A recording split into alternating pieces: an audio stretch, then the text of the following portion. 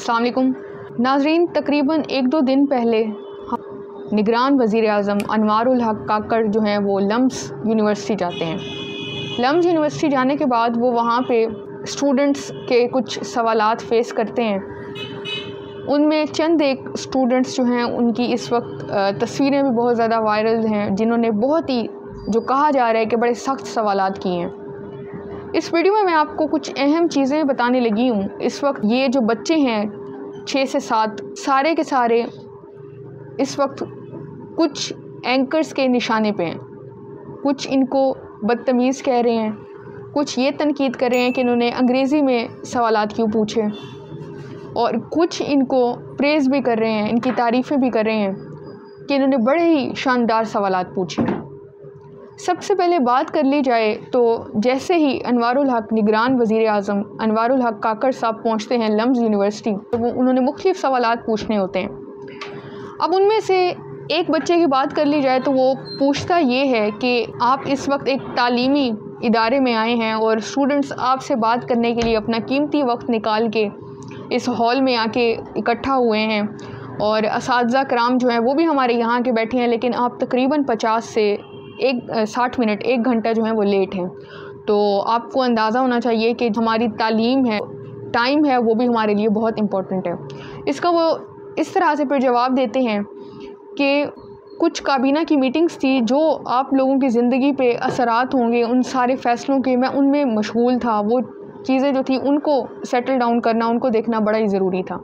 अब ये जो मुख्तलिफ़ सवालात थे, ये जब सवालात होते हैं उसके बाद मुख्तलिफ़ सहाफ़ियों ने तनकीद की। उन्होंने कहा कि इनको एक तो सवाल उर्दू में पूछने चाहिए थे, दूसरा इनको जो एक तमीज़ का एक दायरा था उसको मेंटेन रखना चाहिए था।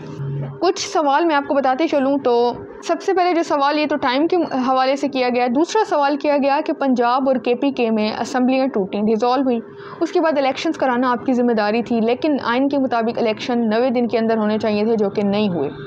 तो इसके सवाल के जवाब में उन्होंने ये जवाब दिया कि आर्टिकल 245 आई थिंक है, उसके मुताबिक आइन हमारा कॉन्स्टिट्यूशन ऑफ पाकिस्तान हमें ये इजाज़त देता है कि हम इलेक्शंस अगर टाइमली नहीं भी होते। उन्होंने इस हवाले से जवाब भी प्रॉपर दिया, तो कोई इसमें गैर आइनी ये चीज़ नहीं है। ये जो चीज़ें थी नाज़रीन, इस वक्त बहस चल रही है, और इस वक्त जो लोग हैं वो इनको ये कह रहे हैं इन स्टूडेंट्स को कि आप अपनी हिफाजत करें, आपने इतने सख्त सवालात पूछ लिए हैं और पता नहीं क्या होगी। इवन कुछ सवाल के जवाब में अनवारुल हक काकड़ ने स्टूडेंट्स को प्रेज़ भी किया। मैं यहाँ पे किसी को ना स्टूडेंट को डिफेंड कर रही हूँ, ना ही निगरान वज़ीर आज़म जो है उनके जवाबात को, जो चीज़ें हैं वो बता रही हूँ, और आप लोगों ने डिसाइड करना है कि उनको ऐसे सवाल पूछने चाहिए थे या जो उन्होंने सवाल पूछे वो किस हद तक जस्टिफाई था। कमेंट सेक्शन में अपनी राय का इज़हार लाजमी कीजिएगा।